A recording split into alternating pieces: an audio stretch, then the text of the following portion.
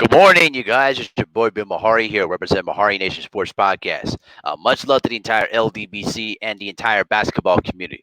If you want more basketball content, tune in to Basketball Conversations every Friday night, 9 p.m. Central Time. This is where we discuss basketball-related topics, news, debates, and everything else in the world of basketball. If you're new to the channel, make sure to hit the subscribe button, hit the bell icon to get all the latest notifications when I start dropping videos and live streams.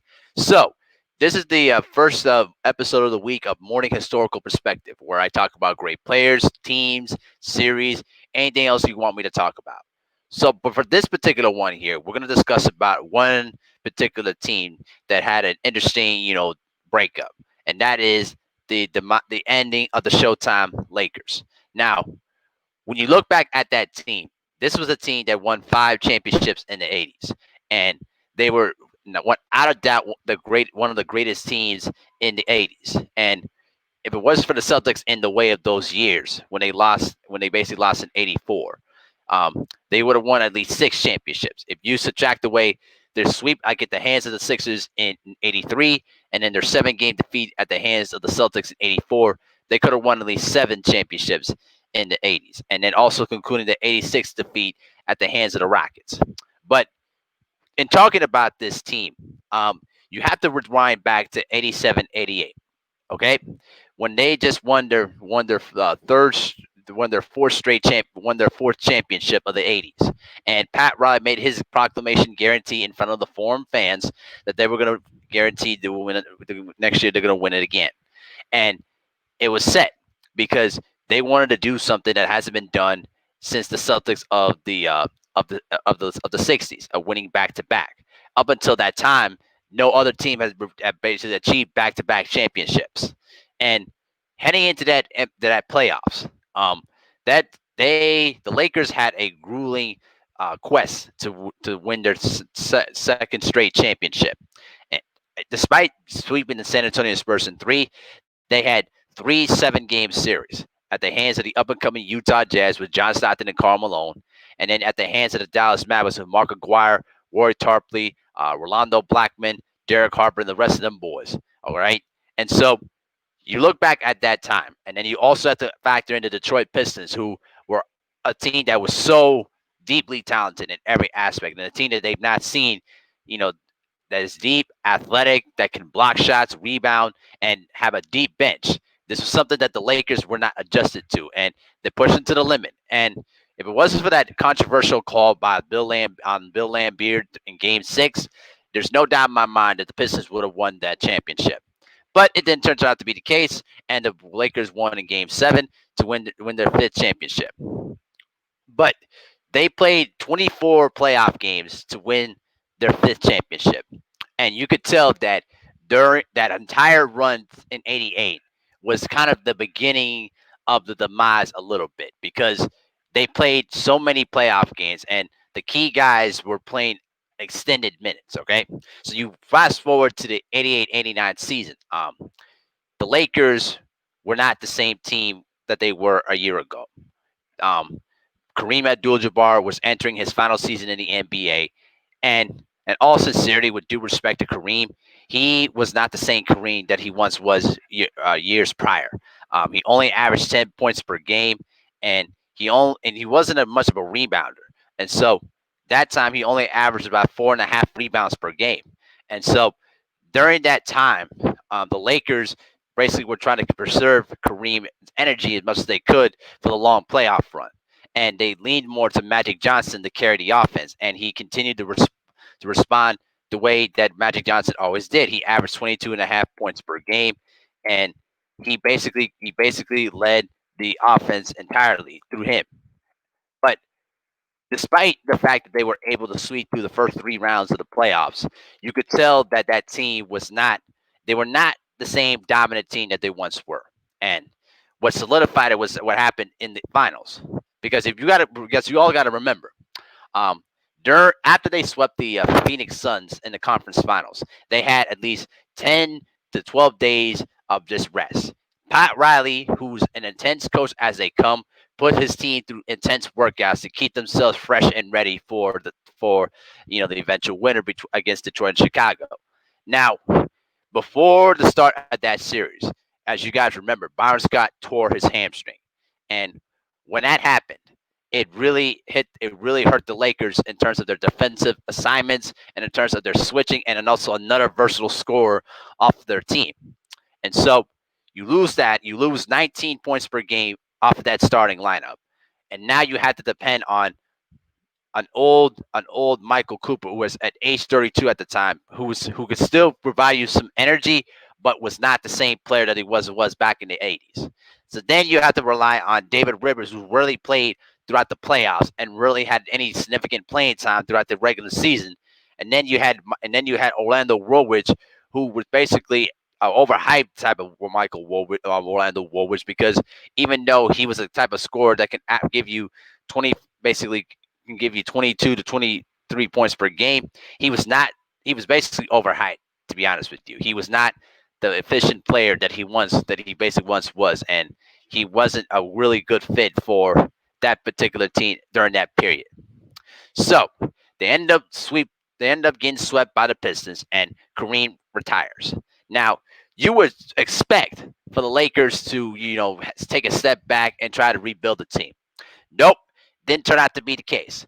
The Lakers had their best record of the post Showtime period when they went 63-19 and basically they were number one in offensive efficiency with 114 points per game, and defense, and they were eighth in defensive rating, only giving up 107 points per game. Their defense was really underrated, but this is where a lot of my reading and a lot of my studying of the team comes into play here. I remember reading a book about the post Showtime period. Now, let's keep this in proper perspective, okay?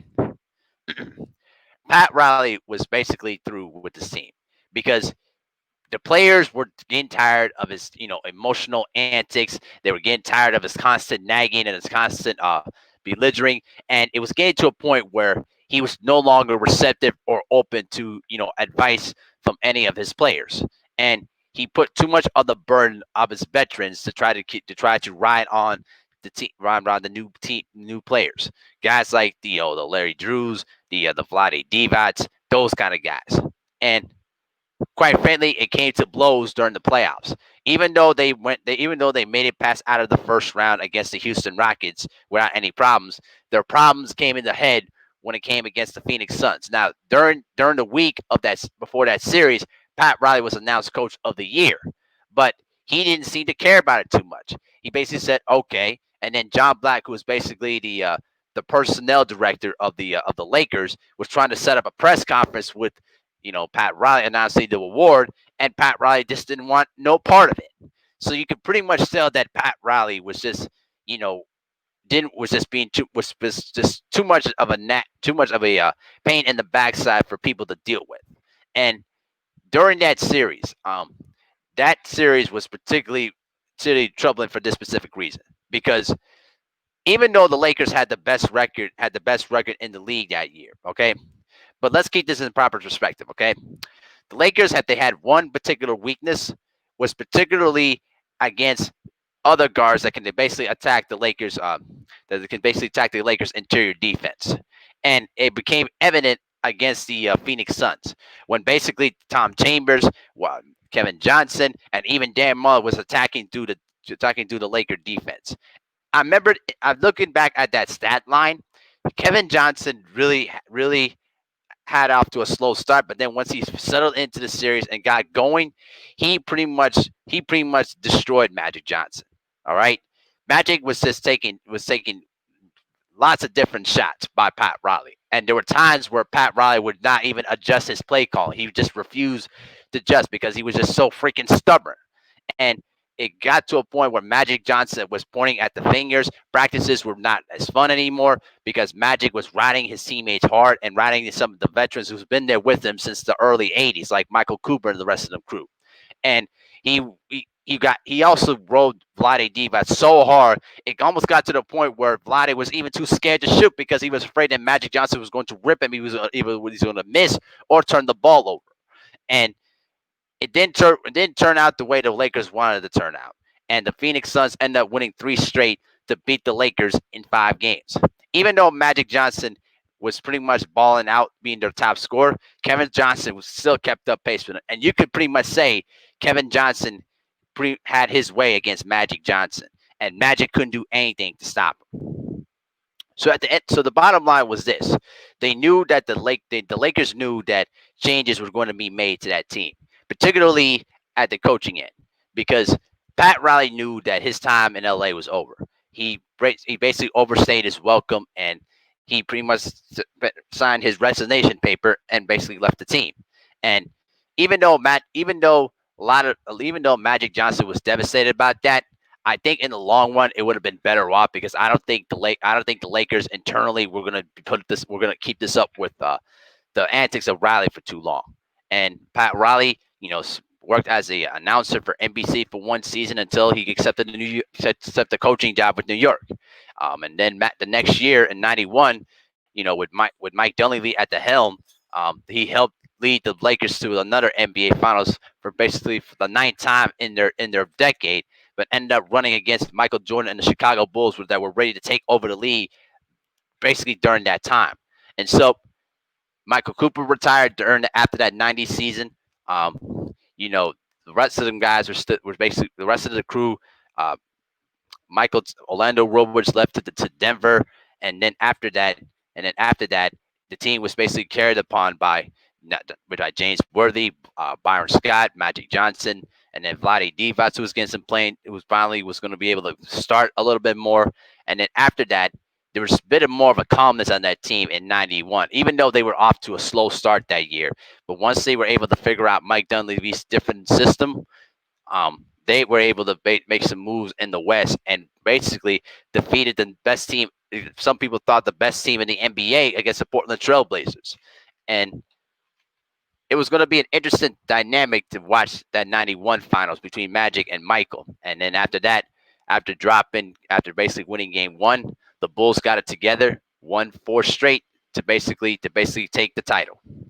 So looking back at that time, I think that it was only a matter of time before the fabric of that team was going to be broken apart. And looking back at it, I think the presence of Kareem was largely missed during that '90s season, because Kareem provided stability and just a calmness level to the team that it was missing during that '89-'90 season. Even though that Magic won another MVP award and pretty much was having the best season of his career at that point, it was not as enjoyable as it was in recent years when they did won the championship.